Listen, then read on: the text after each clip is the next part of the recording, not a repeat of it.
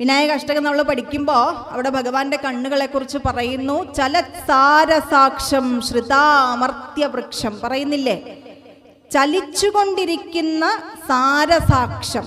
താമരയുടെ ഇതളുകൾ പോലെയുള്ള ഭഗവാന്റെ കണ്ണുകൾ എപ്പോഴും ചലിച്ചുകൊണ്ടിരിക്കുക എന്നാണ് പറയുന്നത്. അതെന്തിനാ എപ്പോഴും ചലിച്ചുകൊണ്ടിരിക്കുന്നത്, ഇളകിക്കൊണ്ടിരിക്കുന്നത്? തൻ്റെ ഭക്തന്മാരെ സദാ നോക്കിക്കൊണ്ടിരിക്കുന്നു എന്നാ പറഞ്ഞിരിക്കുന്നതിനർത്ഥം. ശ്രുത അമർത്യവൃക്ഷം, ആശ്രയിക്കുന്നവരുടെ എല്ലാം അമർത്യവൃക്ഷമാണ് ഭഗവാൻ. അമർത്യവൃക്ഷം എന്ന് പറഞ്ഞാൽ കൽപ്പവൃക്ഷം എന്നാണ് അർത്ഥം. തന്നെ പ്രാർത്ഥിക്കുന്ന അല്ലെങ്കിൽ താൻ മാത്രമാണ് ആശ്രയം എന്ന് വിചാരിച്ച് തൻ്റെ തിരുവടികൾ ഓർത്ത് ജീവിക്കുന്ന ഓരോ മനുഷ്യൻ്റെയും ജീവിതത്തിൽ അവൻ ആവശ്യമുള്ളതെല്ലാം കൊടുക്കുന്ന കൽപ്പവൃക്ഷ കനിയാണ് ഭഗവാൻ. അതാണ് ഗുരുസ്വാമി തൃപ്പാദങ്ങൾ ഇവിടെ പറഞ്ഞു വെച്ചിരിക്കുന്നത്. ഈശ്വരൻ്റെ മഹിമാതിരേഖ എത്ര വലുതാണെന്നാണ് പറഞ്ഞു വെച്ചിരിക്കുന്നത്.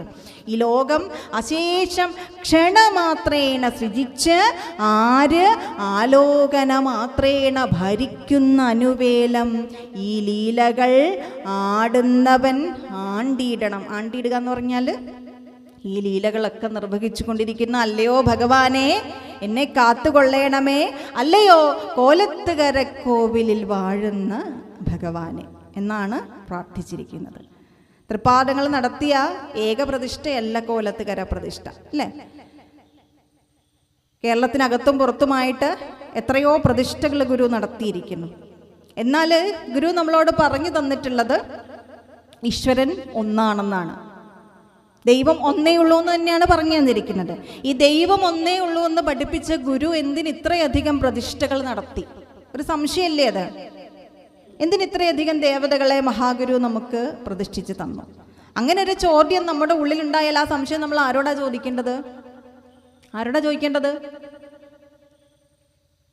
അത് ചെയ്ത ഗുരുവിനോടല്ലേ ചോദിക്കേണ്ടത്. നമ്മുടെ ജീവിതത്തിൽ എന്ത് സംശയം ഉണ്ടായാലും ആ സംശയമൊക്കെ നിങ്ങൾ ഗുരുവിനോട് ചോദിച്ചോണം. എങ്ങനെയാ ചോദിക്കുക? ഒന്നെങ്കിൽ നിങ്ങളുടെ ചോദ്യത്തിനുള്ള ഉത്തരം ഈ ഗ്രന്ഥത്തിനുള്ളിൽ ഉണ്ടാവും. ശ്രീനാരായണ ഗുരു സമ്പൂർണ്ണ കൃതികൾ എന്ന ഗ്രന്ഥത്തിനുള്ളിൽ ഉണ്ടാവും. ഇതല്ലെങ്കിൽ ഒരു മനുഷ്യൻ ജീവിക്കേണ്ടത് എങ്ങനെയാണെന്ന് A to Z പറഞ്ഞു കൊടുത്ത ശ്രീനാരായണ ധർമ്മം എന്ന ഗ്രന്ഥമുണ്ട്, അല്ലേ? ഇല്ലെങ്കിൽ അവിടെ ഉണ്ടാവും ഉത്തരം. ഇല്ലെങ്കിൽ ഗുരുവിൻ്റെ ജീവചരിത്രം വായിച്ചു നോക്കണം, അവിടെ ഉണ്ടാകും ഉത്തരം. ഈ 3 ഗ്രന്ഥങ്ങളിൽ എവിടെയെങ്കിലും ഉണ്ടാകും നിങ്ങളുടെ ജീവിതത്തിലെ എല്ലാ ചോദ്യങ്ങൾക്കുള്ള ഉത്തരം. അപ്പം അങ്ങനെ ഒരു സംശയം നമ്മൾ ഗുരുവിനോട് ചോദിക്കുകയാണ്. അല്ലയോ മഹാഗുരു, അങ്ങ് ഞങ്ങൾക്ക് പഠിപ്പിച്ച് തന്നിട്ടുണ്ട് ദൈവം ഒന്നേ ഉള്ളൂ എന്ന്. എന്നിട്ടും എന്തിന് അങ്ങ് ഇത്രയധികം പ്രതിഷ്ഠകൾ ഞങ്ങൾക്ക് വേണ്ടി നടത്തി തന്നു? കോലത്തുകരയിൽ തന്നെ 2 പേരിരിപ്പുണ്ട്. ആരൊക്കെയാണ്? ശിവനുണ്ട്, അതോടൊപ്പം തന്നെ തൃപ്പാദങ്ങളുടെ സാന്നിധ്യത്തിൽ തൃപ്പാദങ്ങളുടെ നിർദ്ദേശപ്രകാരം തൃപ്പാദങ്ങളുടെ ശിഷ്യനായ ബോധാനന്ദ സ്വാമികൾ നടത്തിയ മറ്റൊരു പ്രതിഷ്ഠ കൂടി കോലത്തുകര ക്ഷേത്ര സമിതിയിലുണ്ട്. അതൊരു ഗണപതി പ്രതിഷ്ഠയാണ്. ആ ഗണപതി പ്രതിഷ്ഠയ്ക്ക് പിന്നിൽ ഒരു കഥയുണ്ട്. കോലത്തുകരയിൽ തൃപ്പാദങ്ങൾ താമസിച്ചു കൊണ്ടിരുന്ന സമയത്ത് അവിടെ പല ക്ഷേത്രങ്ങളും സന്ദർശിച്ച് പലയിടങ്ങളും താണ്ടി ഒരു മഹാസിദ്ധൻ അവിടെ എത്തി. അദ്ദേഹത്തിൻ്റെ പേര് ആർക്കും അറിയില്ല, ആരും അദ്ദേഹത്തോട് ചോദിച്ചിട്ടില്ല. എങ്കിലും അദ്ദേഹത്തിന് സമൃദ്ധമായ ജടയുണ്ടായിരുന്നതിനാൽ അദ്ദേഹത്തെ ജടാധരസ്വാമികൾ എന്നാണ് എല്ലാവരും വിളിച്ചു പോന്നിരുന്നത്. അപ്പം ജടാധരസ്വാമികൾ ഗുരുവിൻ്റെ സമീപത്തെത്തിയപ്പോൾ ഗുരു ചോദിച്ചു, ഇനി സ്ഥിരമായി തങ്ങാൻ ഒരു സ്ഥലം വേണം അല്ലേ? അദ്ദേഹം അതിനൊന്ന് ഇരുത്തി മൂളി, ആവശ്യമാണ് എന്ന തരത്തിൽ. അപ്പോൾ ജടാധര സ്വാമികൾക്ക് ഞാൻ മുമ്പ് പറഞ്ഞ ഇലങ്കം എന്ന കെട്ടിടം അദ്ദേഹത്തിന് താമസിക്കുവാൻ വേണ്ടുന്ന സൗകര്യങ്ങളൊക്കെ ഒരുക്കി കൊടുത്ത് അവിടെ അദ്ദേഹത്തെ താമസിപ്പിക്കുവാൻ തൃപ്പാദങ്ങൾ നിർദ്ദേശിച്ചു. അപ്പം അദ്ദേഹം ഒരു നല്ല ഗണപതി ഉപാസകനായിരുന്നു.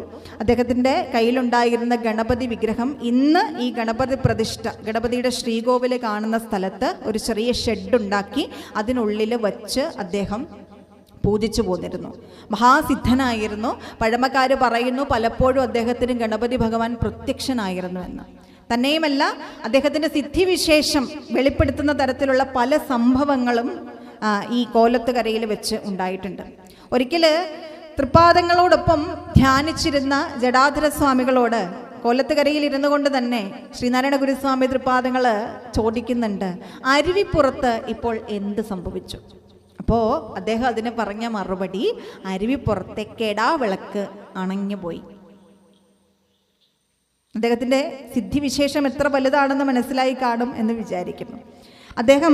അദ്ദേഹത്തിൻ്റെ മഹാസമാധി, അതായത് അദ്ദേഹത്തിൻ്റെ സമാധി ദിനം മുൻകൂട്ടി നിശ്ചയിച്ചിരുന്നു. ഇന്ന ദിവസം ഞാൻ സമാധിയാകും എന്ന് നിശ്ചയിച്ചിരുന്നു. അതിന് പ്രകാരം അവിടെ ഉണ്ടായിരുന്നവരോട്, കോലത്തുകരക്കാരോട് പറഞ്ഞതനുസരിച്ച് കോലത്തുകരയിൽ അന്നുണ്ടായിരുന്ന കോലത്തുകര വാസികൾ, ക്ഷേത്രവുമായിട്ട് ബന്ധപ്പെട്ട ആളുകൾ ശിവഗിരിയിലേക്ക് ആളെ അയച്ചു ഗുരുവിനോട് കാര്യം ഉണർത്തിച്ചു. ഗുരു എത്തുന്നതിന് മുൻപേ തന്നെ സമാധിക്ക് വേണ്ട ഒരുക്കങ്ങളൊക്കെ പൂർത്തിയാക്കാനായിട്ട് കോലത്തുകരയിലേക്ക് ആളെ അയച്ചു. അപ്പോൾ അദ്ദേഹം സമാധിയാകുന്നതിന് മുൻപ് പറഞ്ഞിരുന്നു, തന്നെ സമാധി ഇരുത്തുന്ന സ്ഥാനത്ത് ഒരു ഗണപതിയെ പ്രതിഷ്ഠിക്കണം എന്ന് അദ്ദേഹം നേരത്തെ തന്നെ നിർദ്ദേശിച്ചിരുന്നു. അപ്പോൾ അതിൻ്റെ ഫലമായിട്ട് അതിന് വേണ്ടുന്ന ഒരുക്കങ്ങളെല്ലാം തന്നെ അവിടെ പൂർത്തിയാക്കിയതിന് ശേഷമാണ് അദ്ദേഹം സമാധിയാകുന്നത്. സമാധിക്ക് ശേഷം ശ്രീനാരായണ ഗുരുസ്വാമി തൃപ്പാദങ്ങൾ അവിടെ എത്തി ഗുരുവിൻ്റെ സാന്നിധ്യത്തിൽ തന്നെ സമാധി ഇരുത്തൽ ചടങ്ങുകൾ നടത്തി.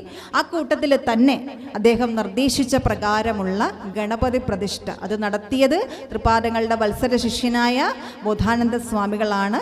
ബോധാനന്ദ സ്വാമികൾ പ്രതിഷ്ഠ നടത്തിയതിന് ശേഷം തൃപ്പാദങ്ങൾ ആ വിഗ്രഹത്തിൻ്റെ മുകളിൽ കൈവച്ചുകൊണ്ട് കുറച്ചധികം സമയം പ്രാർത്ഥിച്ചു നിന്നു എന്നാണ് ചരിത്രത്തിൽ പറയുന്നത്. അങ്ങനെ ഒരു ഗണപതി ക്ഷേത്രമുണ്ട്. പിന്നെ ആരെങ്കിലും ഉണ്ടോ അവിടെ? പിന്നെ ഒരു നാഗത്തറയുണ്ട്. അതല്ലാതെ മറ്റൊരു പ്രത്യേകത കൂടി കോലത്തുകരയ്ക്കുണ്ട്. അതെന്താണെന്നറിയാമോ?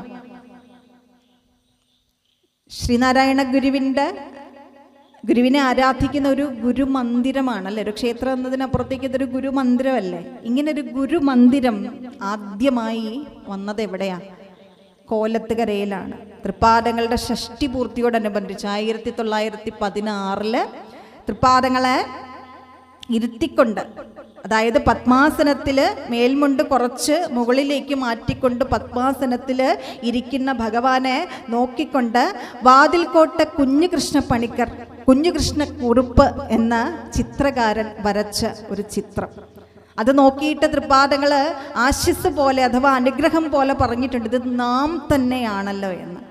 ഇപ്പോൾ ഗുരുവിൻ്റെ യഥാർത്ഥ സ്വരൂപം ഏതെന്ന് ചോദിച്ചാൽ അത് കോലത്തുകരയിൽ ചെന്നാൽ നമുക്ക് കാണാൻ സാധിക്കും. ഗുരു ആയിരിക്കുന്നത് പോലെ എങ്ങനെ ഇരിക്കുന്നോ അത് നമുക്ക് അവിടെ ചെന്നാൽ കാണാൻ സാധിക്കും. അത് കുമാരനാശാൻ അവിടെ സ്ഥാപിച്ച് ആരാധന തുടങ്ങുന്നത് 1916 സ്വാമി തൃപ്പാദങ്ങളുടെ ഷഷ്ടി പൂർത്തിയോടനുബന്ധിച്ചാണ്.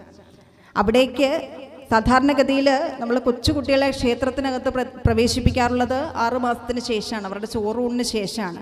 എന്നാൽ തൃപ്പാദങ്ങൾ നിർദ്ദേശിച്ച പ്രകാരം ഒരു കൊച്ചുകുട്ടിയെ വെളിയിലേക്ക് കൊണ്ടുപോകുന്ന പ്രായം 3 മാസമാണ്. അപ്പം 3 മാസത്തിന് ശേഷം ഒരു കുട്ടിയെ വെളിയിലേക്ക് കൊണ്ടുപോകുന്ന സമയമായാൽ അന്ന് തൊട്ട് ആ വിഗ്രഹത്തിന് ആ ഫോട്ടോയുടെ മുന്നിൽ ചെന്ന് നിന്ന് ആ കുട്ടികൾക്ക് ആ ഗുരുവിനെ ദർശനം നടത്തുവാനായിട്ടുള്ള അവസരം ആ ക്ഷേത്രം ഭാരവാഹികൾ ഒരുക്കിയിട്ടുണ്ട്. നമ്മുടെയൊക്കെ കുഞ്ഞുങ്ങളെ കൊണ്ടുചെന്ന് ആ പ്രതിഷ്ഠ എന്ന് തന്നെ നമുക്ക് വിളിക്കാം. അതൊരു ഫോട്ടോയാണെങ്കിൽ കൂടി ഭഗവാന്റെ ആ തിരുസ്വരൂപം കാട്ടിക്കൊടുക്കണം. ശ്രീനാരായണ ഗുരുവിനെ പലരും വരച്ചു വെക്കാറുണ്ട്, ഗുരുവിൻ്റെ പ്രതിഷ്ഠകൾ നിർമ്മിക്കാറുണ്ട്. ഈ വരയ്ക്കുന്നവരും പ്രതിഷ്ഠ നിർമ്മിക്കുന്നവരും ഒക്കെ ആദ്യം കോലത്തുകരയിൽ ചെന്ന് ഗുരുവിൻ്റെ യഥാർത്ഥ സ്വരൂപത്തെ കണ്ട് അത് ഹൃദയത്തിലേക്ക് ആവഹിക്കണം. നമ്മുടെ കുഞ്ഞു കുട്ടികളെ, നമ്മുടെ സന്താനങ്ങളെ നമ്മൾ അവിടെ കൊണ്ടുചെന്ന് ഗുരുവിൻ്റെ ആ ഫോട്ടോ കാണിച്ചു കൊടുക്കണം. അവർക്ക് കയറാൻ പറ്റുന്ന, ഏറ്റവും ആദ്യം കയറാൻ പറ്റുന്ന ഒരു ക്ഷേത്രമായിരിക്കാം ഈ കോലത്തുകരയിലെ ഗുരുവിൻ്റെ ക്ഷേത്രം. അപ്പോൾ ആ ക്ഷേത്രത്തിലേക്ക് നമ്മുടെ കുഞ്ഞുങ്ങളെ കൊണ്ടുചെന്ന് 3-ാം മാസത്തിൽ തന്നെ ആ കുട്ടികളെ കൊണ്ടുചെന്ന് ആ വിഗ്രഹം കാട്ടിക്കൊടുക്കണം, ഭഗവാന്റെ ആ ഫോട്ടോ കാട്ടിക്കൊടുക്കണം, ആ തിരുസ്വരൂപം കാട്ടിക്കൊടുക്കണം. അവർ വളരുന്നതോടൊപ്പം അവരുടെ മനസ്സിന് മാനസിക വളർച്ച പ്രാപിക്കുന്നതോടൊപ്പം അവരുടെ ഉള്ളിലെ ഗുരുഭക്തനും വളരട്ടെ. അങ്ങനെ ഗുരുവിൻ്റെ ക്ഷേത്രമുണ്ട്, ഗണപതിയുണ്ട്, കോലതീരേശനുണ്ട്. ഇത്രയും ആളുകൾ കോലത്തുകരയിലുണ്ട്.